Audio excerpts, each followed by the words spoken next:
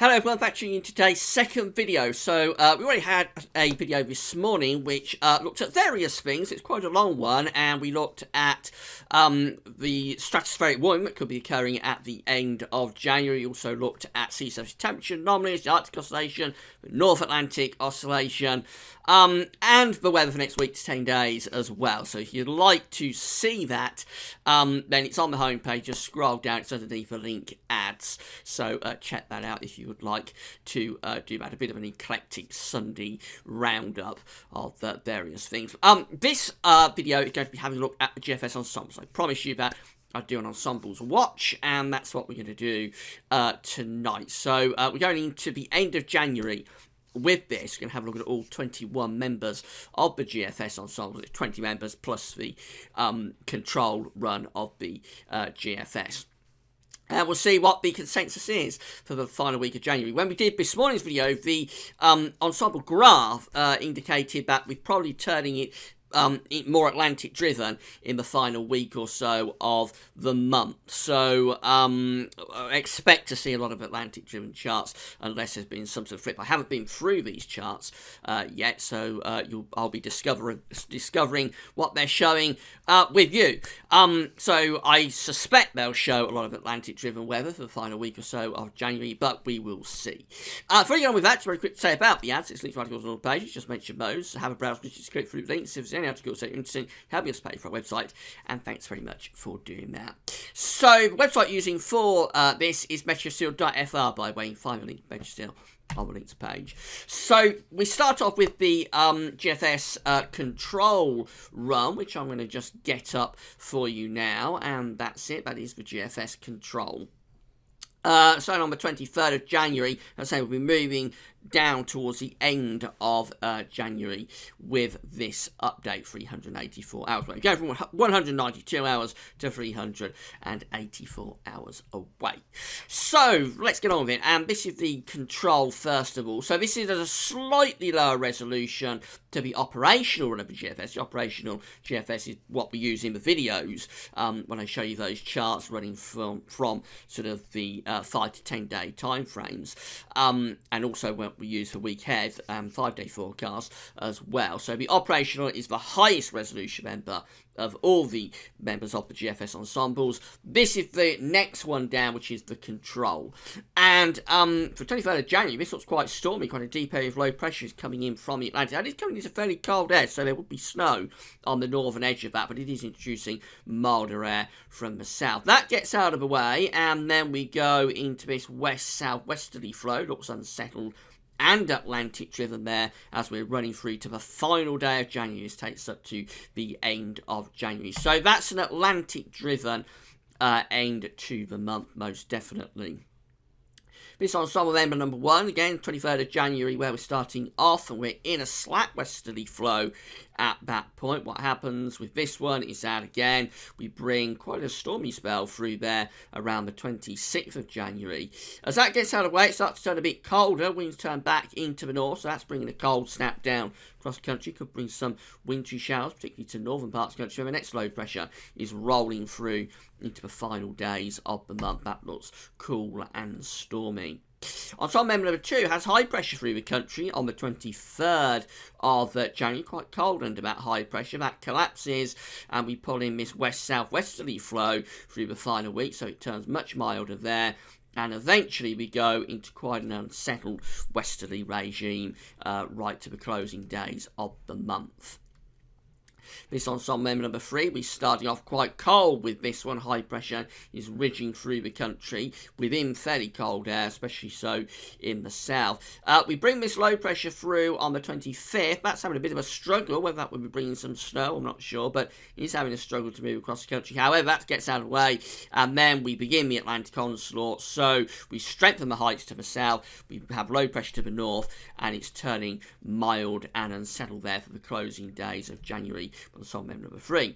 Number 4 is bringing down a bit of a cold northerly shot there on the 23rd and 24th of January. Then high pressure builds, keeping A lot of cold weather going, especially in the south. We go to the end of the month and we unleash the Atlantic.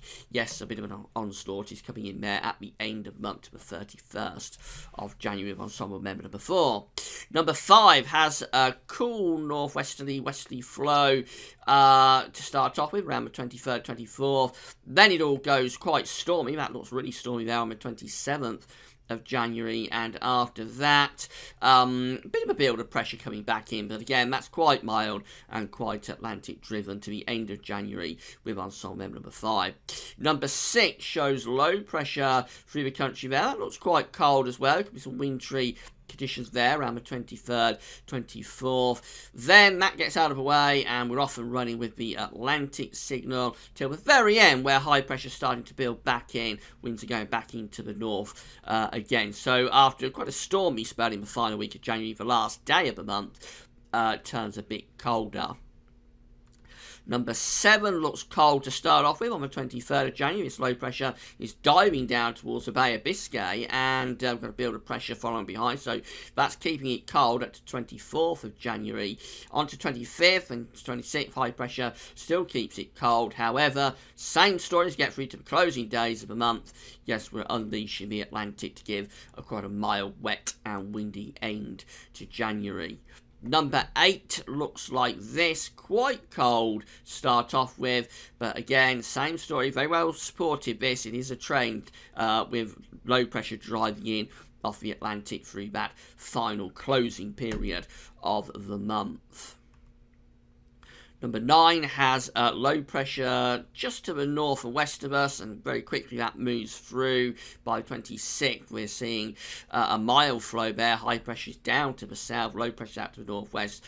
Yeah, it's coming up from the southwest, so that's a mild and fairly settled end to January for the south. A little bit more unsettled up to the north. Number 10, we're halfway through, shows low pressure down to the southwest, which looks quite cold actually. Or it looks quite cold around that low pressure, so that could bring some wintry weather. That's going to the south and turning winds into the east around the 23rd, 24th. So there is a suggestion with several of these members that around 23rd, 24th, it's still quite cold. And then this one builds high pressure through up to 26th. Keeping it cold, especially so for the south. And actually the Atlantic really struggling to break through on this one. So this is the coldest one we've had so far. Nothing spectacular, but a lot of high pressure, even to the very end of January.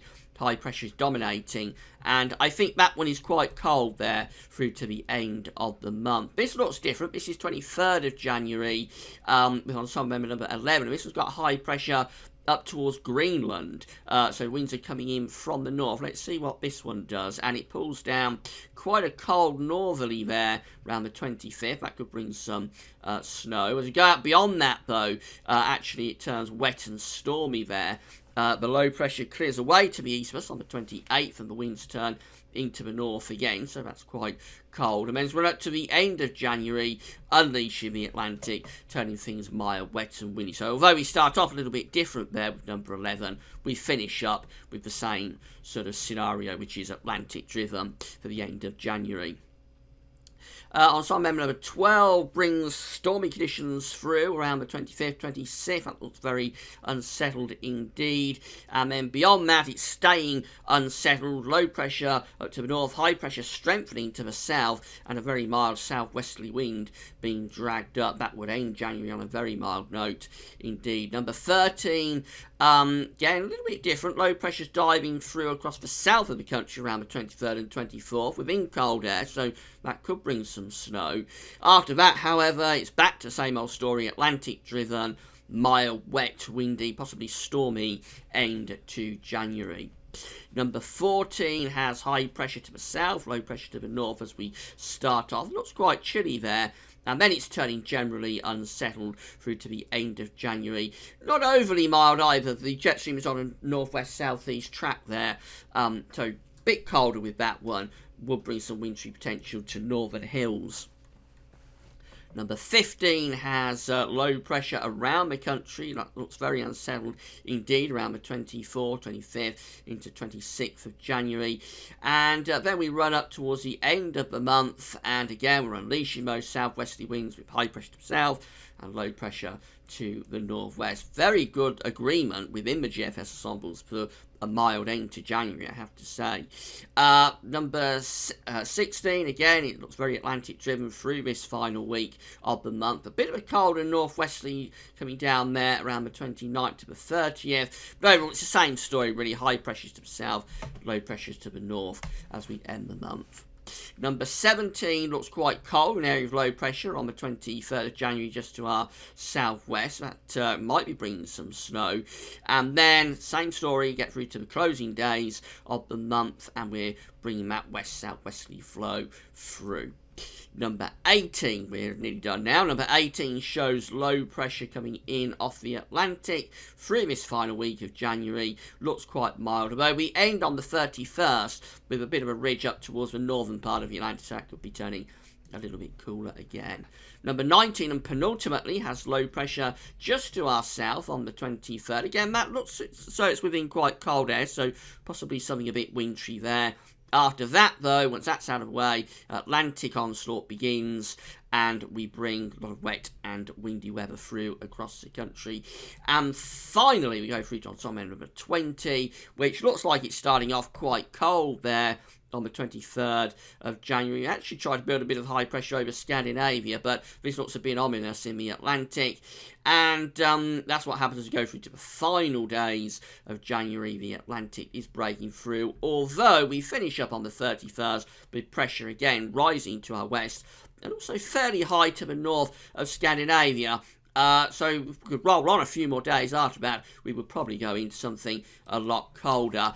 Keep in mind, while this period is going on at the end of January, which looks like it's going to go more unsettled and Atlantic driven through that final week, so bouts of wet and windy weather, possibly stormy even for the north, that looks fairly well supported. Keep in mind, while that's going on, over the North Pole, we're probably getting a sudden stratospheric warming, which further down the road into February would start to turn things potentially much more blocked over the Arctic. So that's how it's looking anyway with GFS ensembles tonight. Very good agreement that we might start off quite cold round the end of the third week of January, just starting final week of January. But through that final week, it looks like we're going to go Atlantic driven with a bit of an onslaught possible actually, maybe turning a bit stormy for the closing days of the month.